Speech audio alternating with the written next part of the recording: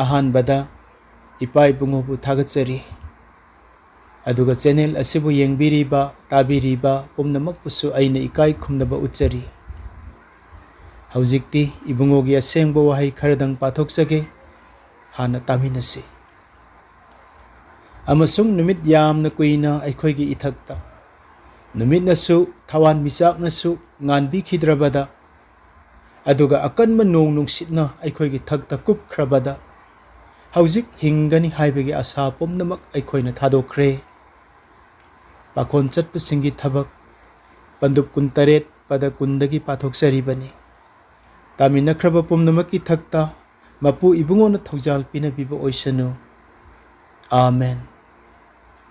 ibungoda aikhoi changjaminasi wang thoiraba ipai bungo ngasisu mahausagom nachana ibungogi afaba pause sandokjananabagi tamak ipagi khuya khada changjarakli thawai asengmana ibu sijinnabiyu ipagi aningbada chingbiyu haubadagi loiba phawba nachaba loinabiyu haina nahaki amata ngairaba nachanipa nungsi thoiraba ibungo Jisu Kristagi minglen sonduna nijari amen ngasigi afaba paw asigi hiram title asidi asa pumnamak mangkhraba matamda when all hope is gone haina thamjage nungsijaraba isil inausing malemse yamna hongkhre aduna aikhoigi thawaigi thak asisu hongdokpa matam oire the world has been changed a lot so we need to change our spiritual standard aduna ni aina paw sandokjaba matamda serious oina hek sandokjaribase Malemasta COVID-19 ki pandemic first wave, second wave, third wave na round ahumlak nikraba matung fourth wave amuk horak tunane country manga tarukta China piba saitheng piba haukhre haiba aikhoina tai masigi mathakta Russia ne Ukraine gi mathakta lan tawbiduna amuk malem pumba mi pai nahanbiri lan ase ingthana loikrabadi faido Nataduna Mariktagi Majaubi Horaktuna Malem gi Aroiba lan thokadra haibase hangnariba wahang amani mipai naribani hauji hojiksi ekhoina tariba uriba thokliba thodoksinga se nungaiba pau nate aki tujungba nangamadi aigi future plan future dream ekhoigi hope pumnamakse khangu thakta asa pumnamak pumang manghanba yaba thodok ngaktani pau ngaktani Masibu Bible na aroiba matam naksilakpagi khudam haina su takpiri karigumba hairiba se nang aigi iphamda thokiba taragadi matam aduda aikhoi kari tawgadage asana khangu takta mangkhrabada masak nairiba mi kaya ngauchet na duna punsi maton lomki haibase aikhoina itihasta uba phangi adunani asigumba matam asida kari tawgadage haibase mangjaunana aikhoina sem saba khangba maru oiba maramna aina When all hope is gone, asa pumba mangkhraba matamda haibase thim oina hiram oina aina pukhatjabani asa haibase gi definition se dictionary da yengba matamda chamagi mathakta lei asa haibase gi fajarba quote asuki matik yamna lei pumnama asigi manungdagi aina amatang lokthokjaba tarabadi asa hope is like a reservoir of emotional strength asa haibase miyoibagi wakhal pungning tekhat hanbiba pangal kanna thambinaba pungning wakhal gi irifam ipu haibadi tungnafam amani haibase aina khoida jaba definition amani adoirabadi miyoibagi asa haibase karino hangba yaba wahang amani asa haibase it is a wish a desire maybe even a dream asa haibasidi ningjabani khanjabani pamjabani wakhalna sagatjaba manglan amagumbani so they are not very sure whether this will come true or not soidina asa se thungani thungoi haibagi kanana su haiba ngamde maramdi miyoibagi asa se groundwork foundation guarantee yawba natte aduna punsida chap manaba asa tawbinarabasu asa du ningba thungjakiba midi yamde asa kai hoba ningba kai hoba mina masing yamni helibani ꯃꯟꯊꯨꯡ ꯌꯧꯔꯝꯗꯥꯏꯗ ꯈꯪꯍꯧꯗꯅ ꯑꯁꯥ ꯀꯥꯏꯈꯤꯕꯗ ꯑꯩꯅ ꯀꯔꯤ ꯇꯧꯒꯗꯒꯦ ꯍꯥꯏꯕꯁꯦ ꯃꯥꯡꯖꯧꯅꯅ ꯁꯦꯝ ꯁꯥꯍꯧꯗ꯭ꯔꯕꯗꯤ ꯁꯨꯏꯁꯥꯏꯗ ꯇꯧꯅꯤꯡꯉꯛꯄ ꯌꯥꯏ, drug ꯆꯥꯈꯤꯕ ꯌꯥꯏ, ꯑꯁꯥ ꯌꯥꯎꯗꯗꯅ ꯗꯤꯄ꯭ꯔꯦꯁ ꯆꯠꯂꯒ ꯄꯨꯟꯁꯤꯁꯦ ꯃꯤꯔꯣꯟ ꯑꯃꯨꯛ ꯍꯟꯅ ꯇꯥꯔꯛꯇꯕꯁꯨ ꯌꯥꯏ꯫ ꯃꯁꯦ ꯃꯥꯂꯦꯝꯁꯤꯗ ꯂꯩꯔꯤꯕ ꯖꯥꯠꯂꯣꯟ ꯈꯨꯗꯤꯡꯃꯛꯇ ꯏꯁꯣꯔ ꯅꯤꯡꯕꯗꯁꯨ ꯅꯤꯡꯗꯕꯗꯁꯨ ꯑꯦꯅꯤ ꯇꯥꯏꯝ ꯍꯦꯛꯇ ꯊꯣꯛꯄ ꯌꯥꯏ꯫ ꯕꯥꯏꯕꯜ ꯑꯁꯤ ꯌꯦꯡꯕ ꯃꯇꯝꯗꯁꯨ ꯗꯦꯕꯤꯗ, ꯑꯦꯂꯥꯏꯖꯥ, ꯖꯦꯔꯦꯃꯥꯌꯥ, ꯄꯣꯜ, ꯂꯨꯛ, ꯑꯦꯔꯤꯁꯇꯔꯀꯁ ꯃꯈꯣꯏ ꯄꯨꯝꯅꯃꯛ ꯗꯤꯄ꯭ꯔꯦꯁ ꯆꯠꯈꯤꯕ, ꯑꯁꯥ ꯀꯥꯏꯕ ꯃꯇꯝꯁꯦ ꯍꯦꯛ ꯑꯩꯈꯣꯏꯅ ꯔꯦꯀꯣꯔꯗꯁꯇ ꯁꯦꯡꯅ ꯎꯕꯖꯕ ꯐꯪꯉꯤ꯫ ꯏꯆꯤꯜ ꯏꯅꯥꯎꯁꯤꯡ, ꯌꯨꯀ꯭ꯔꯦꯅꯤꯌꯟ ꯈ꯭ꯔꯤꯁꯇꯤꯌꯥꯟꯁꯤꯡꯗꯁꯨ ꯈ꯭ꯔꯤꯁꯇꯤꯌꯥꯟ ꯅꯠꯇꯕꯗꯁꯨ ꯂꯥꯟ ꯑꯁꯤꯅ ꯃꯈꯣꯏꯒꯤ ꯑꯁꯥ ꯄꯨꯝꯅꯃꯛ ꯃꯥꯡꯍꯟꯕꯤꯕ ꯃꯇꯝꯅꯤ ꯑꯩꯈꯣꯏꯅ ꯎꯔꯤꯕꯅꯤ꯫ ꯉꯁꯤ ꯃꯈꯣꯏꯗ ꯊꯣꯛꯂꯦ, ꯍꯌꯦꯡ ꯑꯩꯈꯣꯏꯗ ꯊꯣꯛꯄ ꯌꯥꯏ꯫ ꯃꯇꯝ ꯑꯗꯨꯗ ꯑꯩꯈꯣꯏ ꯀꯔꯤ ꯁ꯭ꯇꯦꯞ ꯂꯧꯒꯗꯒꯦ? ꯃꯁꯤ ꯈ꯭ꯋꯥꯏꯗꯒꯤ ꯍꯦꯟꯅ ꯃꯔꯨ ꯑꯣꯏ꯫ ꯑꯗꯨꯅꯅꯤ ꯑꯩꯅ ꯑꯁꯥ ꯄꯨꯝꯕ ꯃꯥꯡꯈ꯭ꯔꯕ ꯃꯇꯝꯗ ꯍꯥꯏꯅ ꯑꯩꯅ ꯊꯝꯖꯔꯤꯕ ꯑꯁꯦ꯫ ꯑꯁꯥ ꯄꯨꯝꯅꯃꯛ ꯃꯥꯡꯈ꯭ꯔꯕ ꯃꯇꯝꯗ ꯀꯔꯤ ꯇꯧꯒꯗꯒꯦ? ꯕꯥꯏꯕꯜꯗ ꯍꯪꯃꯤꯟꯅꯁꯤ꯫ ꯕꯥꯏꯕꯜꯅ ꯄꯥꯎꯈꯨꯝ ꯑꯗꯣ ꯁꯣꯏꯗꯅ ꯈꯨꯝꯕꯤꯔꯛꯀꯅꯤ꯫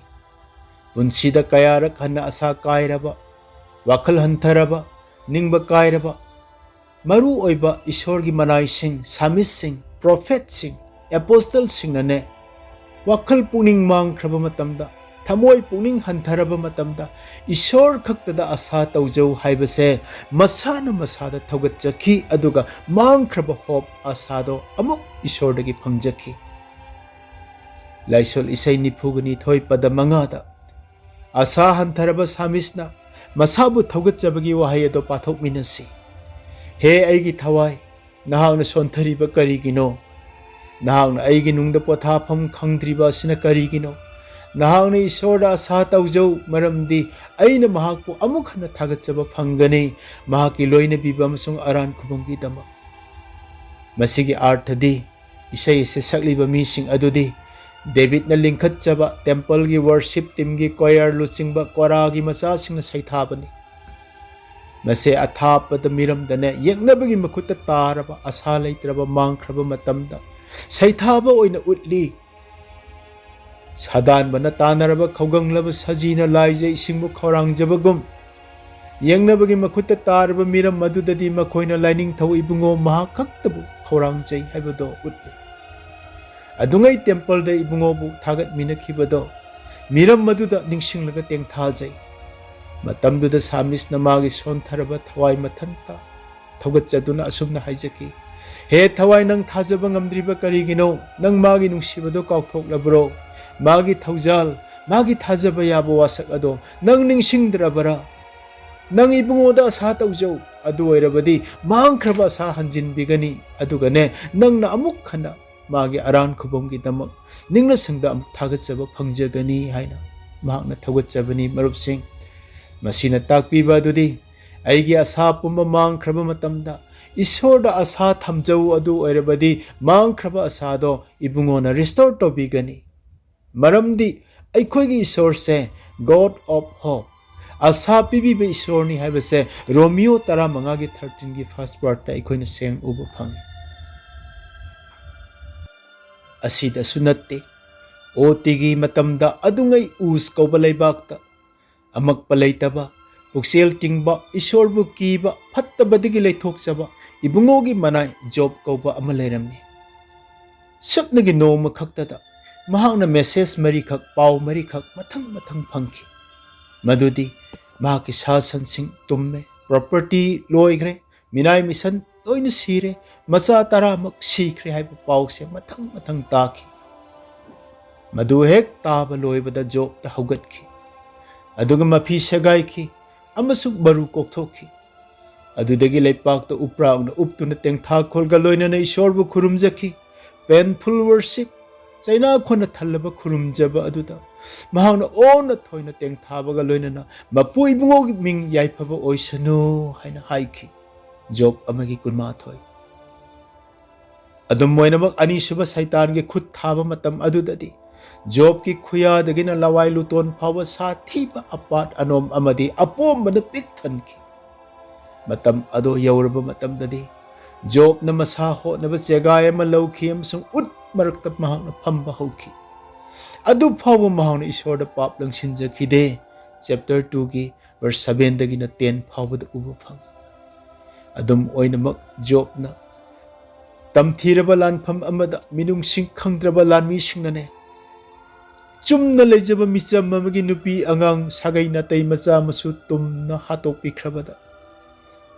themjin binaba kanamata yaudana ona thoina upul chakatuna mafi segaiduna tengthaba gumna job na asa pumba mangkhraba matam when all hope is gone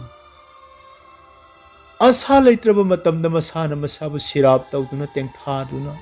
tengtharol sakpa hauki marupsing mana hai mahag pokiba numit ado nongan gani haibagi asa leitraba numit oirasanu maramdi awabana thallaba taibangda aihak pohanpire imagi punungda leiringaida aihak se siramlabadi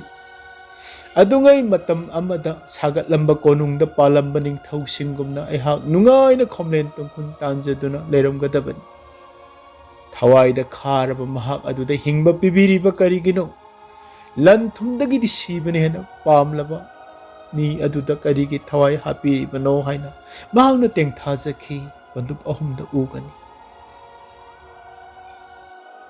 isilinaw sing job ki punsidagi ekhoina mayek sengna asa mangkhraba matamda isor se kari tawduno lei haibase tamba yai ibungo bu kiba ibungo gi manai amana asa pumba mangkhraba matamda isor na kaidangoi da sumahak pu thadok pa leite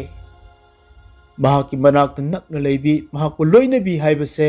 job tagi ekhoina uba phangi isor na job ta khonjel oina tahan bikhi madu khakta sunatana mamit makta isor masama ase job ta uhan bikhi job ni phuni thoi gi manga matam aduda job na ut amasung upul marakta pungning hongjakhi aduga maral haidok sakhi job na hai nanai na haifam thokta bawa kaya haidokre haijara roi nanai na amuk makha tana job ni phugi manga ni phuni thoi gi taru isor na job pu pen bikhi hanadagi saruk ani hena bor pibiki masa tarasu amuk hanna pibiki marupsing masini otigi matamda isorgi misingna asa pumba mangkhraba matamda karamna mangkhraba asa ado amuk hanna isordagi phangjakhi aduga mang takpa yaba awabado karamna isorgi bordo onthokhi haibagi makhoigi testimony sing ado hairiba singase samlapna yengminnaba yaba otigi asamang luraba asamangba karino thengnakraba mi singni marup sing mathang asidi enti da amuk laksake aikhoigi christian hope asina karino madudi bible na hai aikhoi kana amatani isorbu udri john amagi taranipan aduna thajabagi mapana udriba pot ki maramda soidre haina asa tauba wakhal taba se christian faith ni christian hope ni ibria taraga mathoigi amada ui mioi bagi asa pumba mangkhraba matamda aikhoini isor khaktada karigi asa taugadoribano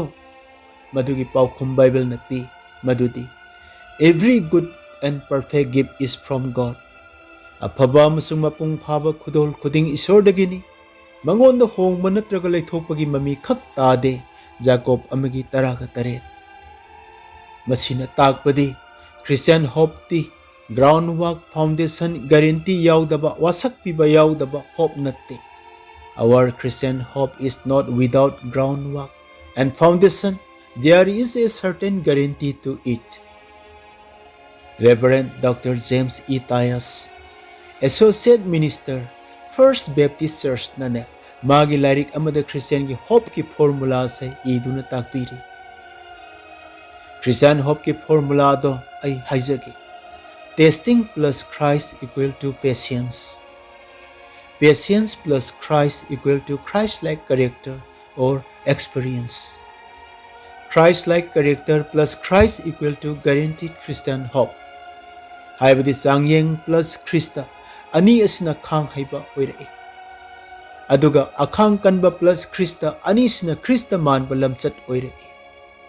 aduga Krista man balamchat plus Krista ani isna soidre haiba Christian hope Christian gi asa adu oi haina mana formula se bibiri asa pumba mangkhiba ꯑꯁꯥ ꯄꯨꯝꯕ ꯈꯪꯍꯧꯗꯅ ꯃꯥꯡꯈꯤꯕ ꯍꯥꯏꯕꯁꯦ ꯑꯣꯇꯤꯒꯤ ꯃꯤꯁꯤꯡ ꯈꯛꯇꯗ ꯅꯠꯇꯦ ꯑꯦꯟꯇꯤꯒꯤ ꯏꯁꯣꯔ ꯀꯤꯕ ꯊꯧꯒꯜꯂꯣꯏꯁꯤꯡꯗꯁꯨ ꯃꯗꯨꯃꯛ ꯊꯣꯛꯈꯤ ꯍꯥꯏꯕ ꯕꯥꯏꯕꯜꯁꯇ ꯁꯥꯈꯤ ꯄꯤꯔꯤ꯫ ꯄꯥꯈꯣꯟ ꯆꯠꯄ ꯄꯣꯜ, ꯂꯨꯛ ꯑꯃꯁꯨꯡ ꯑꯔꯤꯁꯇꯔꯀꯁ ꯃꯈꯣꯏꯅꯁꯨ ꯃꯈꯣꯏꯒꯤ ꯄꯨꯟꯁꯤꯗ ꯍꯤꯡꯕꯒꯤ ꯑꯁꯥ ꯃꯥꯡꯈꯤꯕ ꯃꯇꯝ ꯊꯦꯡꯅꯈꯤ꯫ ꯃꯗꯣ ꯄꯣꯜꯒꯤ ꯔꯣꯝꯒꯤ ꯏꯁꯤꯡ ꯈꯣꯡꯆꯠꯇ ꯍꯤ ꯀꯥꯏꯕꯒꯤ ꯊꯧꯗꯣꯛ ꯑꯗꯨꯗꯅꯤ ꯃꯔꯨꯞꯁꯤꯡ꯫ ꯃꯇꯝ ꯑꯗꯨꯒꯤ ꯍꯤ ꯈꯨꯗꯤꯡꯃꯛ ꯔꯣꯝ ꯌꯧꯕ ꯅꯠꯇꯦ꯫ ꯔꯣꯝ ꯌꯧꯕ ꯍꯤꯁꯤꯡꯗꯤ ꯏꯖꯤꯞꯀꯤ ꯊꯥꯔꯗ ꯂꯥꯔꯖꯦꯁ ꯁꯤꯇꯤ ꯑꯂꯦꯛꯖꯦꯟꯗ꯭ꯔꯤꯌꯥꯗꯒꯤ ꯂꯥꯛꯄ ꯒꯦꯍꯨ ꯆꯨꯖꯥꯛ ꯃꯍꯩ ꯃꯔꯣꯡ ꯄꯨꯕ ꯃꯔꯆꯦꯟꯠ ꯁꯤꯞꯁꯤꯡ ꯑꯗꯨ ꯈꯛꯇꯅꯤ꯫ ꯃꯇꯝꯗꯨꯗ ꯔꯣꯝꯒꯤ ꯃꯔꯨ ꯑꯣꯏꯕ ꯃꯦꯟ ꯑꯣꯏꯔꯤꯕ ꯆꯤꯟꯖꯥꯛ ꯑꯣꯏꯔꯤꯕ ꯋꯤꯠ, ꯀꯣꯔꯟ, ꯒ꯭ꯔꯦꯟꯁꯤꯡ ꯑꯁꯦ ꯏꯖꯤꯞꯀꯤ ꯁꯄ꯭ꯂꯥꯏꯗꯒꯤ ꯃꯈꯣꯏꯅ ꯍꯤꯡꯖꯕꯅꯤ, ꯏꯖꯤꯞꯇꯒꯤ ꯐꯪꯕ ꯆꯤꯟꯖꯥꯛꯅꯤ꯫ ꯍꯥꯏꯔꯤꯕ ꯁꯤꯞ ꯑꯁꯦ ꯐꯤꯠ 190 ꯁꯥꯡꯕ, ꯐꯤꯠ 33 ꯄꯥꯛꯄ ꯍꯤꯖꯥꯎꯅꯤ꯫ ꯁꯦꯟꯆꯨꯔꯤꯌꯟ ꯖꯨꯂꯤꯌꯁ ꯑꯃꯁꯨꯡ ꯃꯥꯒꯤ ꯂꯥꯟꯃꯤꯁꯤꯡꯅ ꯄꯣꯜ ꯌꯥꯎꯅ ꯐꯥꯗꯣꯛꯁꯤꯡꯕꯨ ꯔꯣꯝꯗ ꯀꯩꯁꯥꯔꯗ ꯇ꯭ꯔꯥꯏꯌꯦꯜ ꯆꯠꯊꯅꯕ ꯄꯨꯗꯨꯅ ꯆꯠꯂꯤꯕꯅꯤ꯫ ꯃꯗꯨꯗ ꯑꯔꯤꯁꯇꯔꯀꯁ ꯑꯃꯁꯨꯡ ꯂꯨꯛꯁꯨ ꯄꯣꯜꯒ ꯂꯣꯏꯅꯈꯤ꯫ हि अदुदा पुन्ना मी चानीगा 63 तोंखी हाइबा अखोइना बाइबल वर्स अमदा उबा फंगे। अदुगा इसिंगी खोंगसत अदुदा यामना नुंगसीबा वारी अमसु लोत्तुना यावरमली। मदुदी हि अदुदा तोंगलिबा फादोक खुदिंगमक अदो पोल नत्तना अतै फादोक सिंगदी already condemn criminal ngaktani haina ibirami।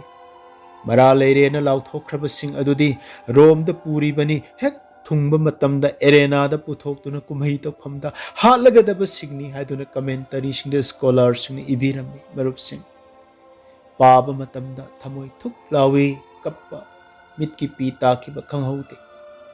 अदुगा मुक मतम अदुगी इसिंग खोंगचत्ती ngasiगुमना चावखतबा मतम नत्तबनिनने यामना साथीबा प्रॉब्लम अनि से हेक थेंगनबदा मखोय लोयरे हाइबा खंगनै। हाइरिबा तमथीबा प्रॉब्लम अनि दुदी नंबर 1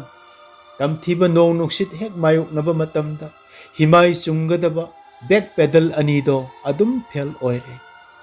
नंबर 2 नोंगलै नुंगसितना कुपसनख्रबा कंफान उद्रबदा अतियादा थोलिबा थौन मिचाकनने मैप ओइना यंगनरगा कंपास ओइदुना माइकै लेपा ngамmi। अदुबु नोंगलै नुंगसित अदुना कुपसिनखिदुना थौन मिचाकसिसु अमुक उबा फंखिदबा ओइरबदी सोइद्रे मखोय हि कायरे मखोय मांगले हाइबसे मतम अदुदा मसा मसाना खंगजरमी। मरमदी मतम अदुदा गूगल मैप पाइते मरुपसे। मखोयने क्रीतगी हि होनबा हौरकपा मतमदा तमथीबा यूरोक्लाइडोन कौबा साथीबा अमम्बा कंफाल उबा फंखिद्रबा उहंदबा ngamba नोंगसित अदु मखोय थेंगनरे। अदुना कंफाल उरक्त्रबा मतमदा माइकै लेपिगदबा थवान मिसा अदुसु अतियादा हंगतना येंगलोबदा नुमित कयानी उबा फंखिद्रे। हि अदो नुंगसिना लैना लैना हुमदुना पुनिंग पुनिंगबा माइकैदा पुबा हौरे हुनबा हौरे। हि कायरनी हाइबसे वांगांग नत्रबसु मसा मसाना लोइना खंगले। मतम अदुदा मखोइना हिंबगी आशा थादोख्रे। All hope is gone लुकना hi. अमसुंग नुमित यामना कुइना अखोइगी इथक्ता नुमितनसु थवान मिचाकनसु nganbi खिद्रबदा अदुगा अकनबा नुंगसिना अखोइगी थक्ता कुबख्रबदा हौजिक हिंगनी हाइबगी आशा पुमनमक अखोइना थादोख्रे। पाखोन चटपा सिंगी थबक 29 की कुंदा अखोइन उबा फंग। मतम कुइना चारा हेलकलबदा पोलना मखोइगी मरकता लेपखत्तुना वांगांगबा हौरखी। इबुंगो खोय खोंगचत असि हौरकपदा क्रितगी हि होनगुमसी हाइदना अइना हाइजखी। मतम खर पोथाखिसि हाइजखिबदो नखोइना ताबिरमलबदी अमांग अता हौजिक थोकलिबसे थोकलमलोइदबने। चिलिनाउसिंग पोलना वासे मांगजौनना हाइबा फोंदोकपा ngамखिबगी मरम असे ईश्वरना मंगोंदा फोंदोकपिबा नत्ते महाकी पुंसिगी एक्सपीरियंसनी।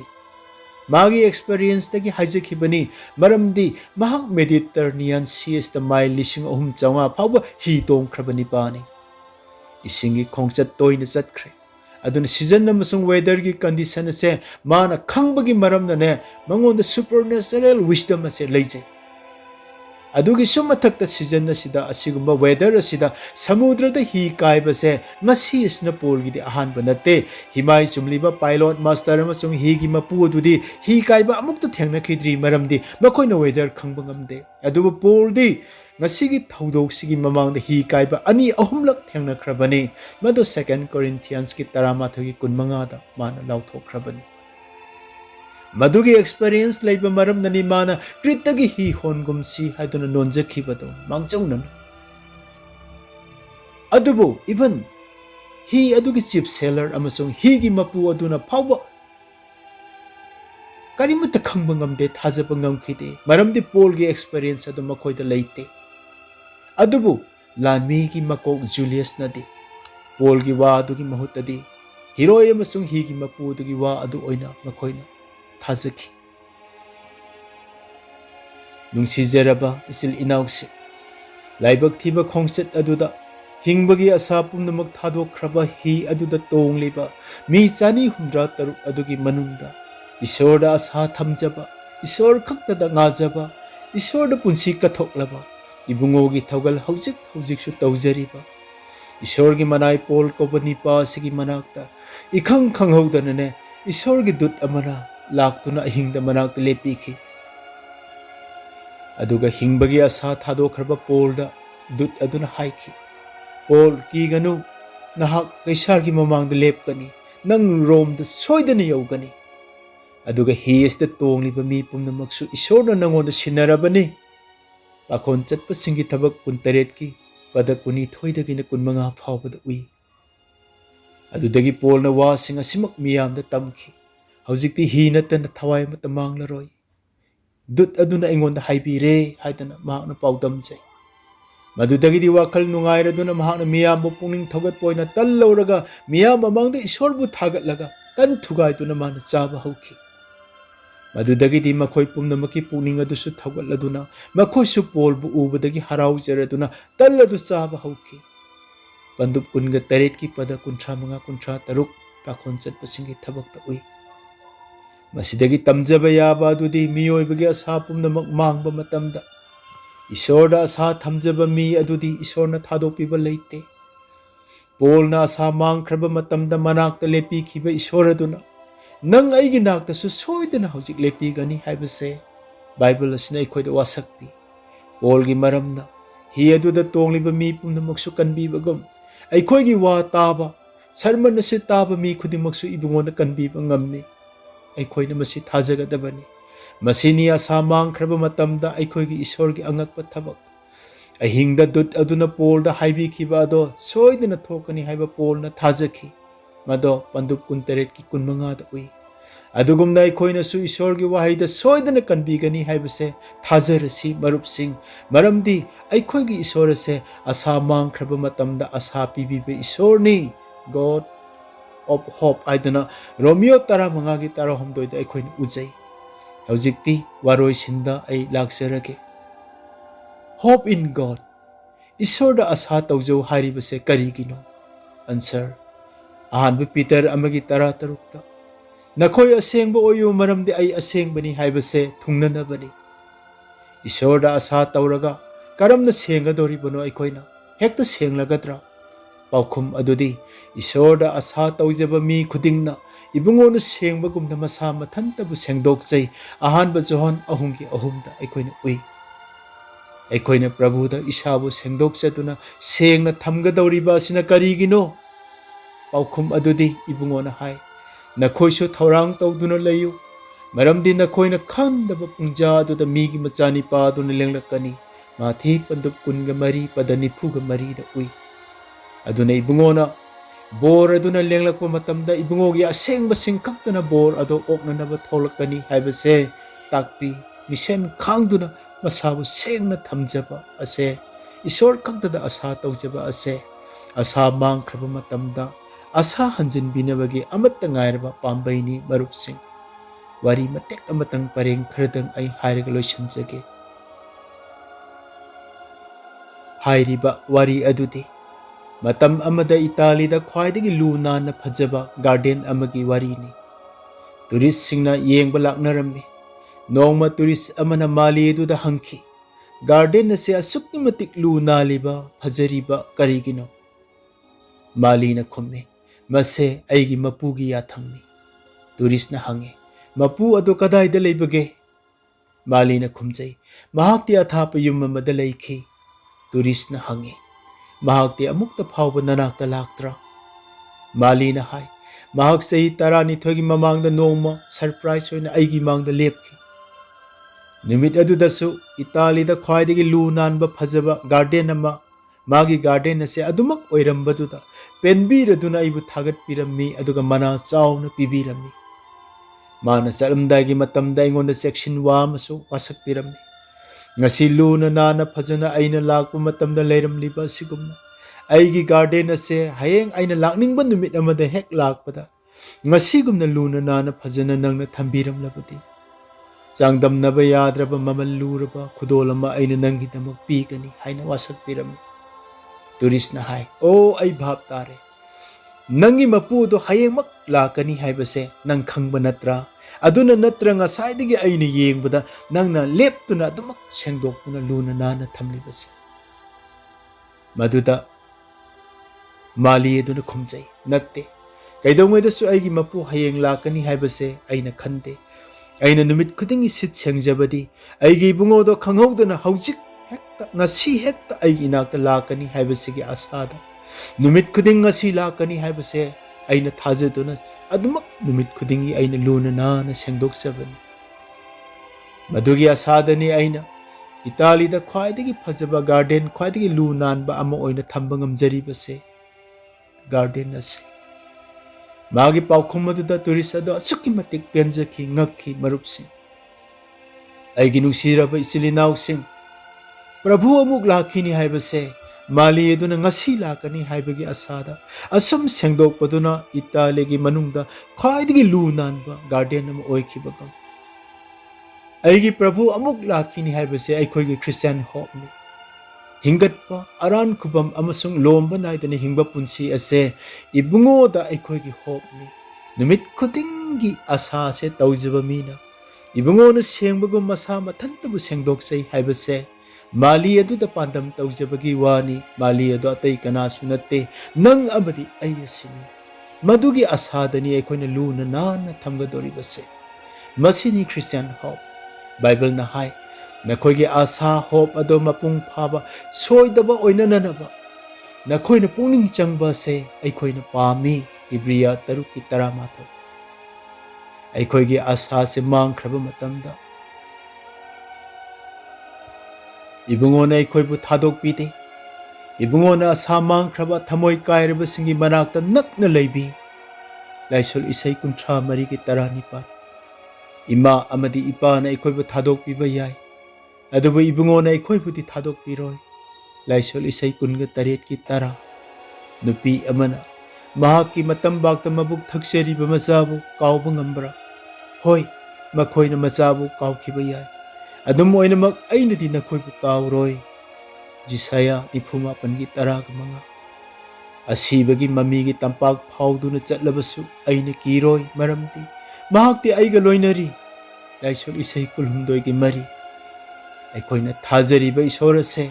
prithibi amasung sarga animakki amatta ngairaba thajaba sing aikhoigi ahoba amasung aroiba aikhoigi asa aikhoigi hope aduni asa aduni ibungona tabi khraba pumnamakki thakta mahakki thaujal mapa naidana pinabiba oirasanu amen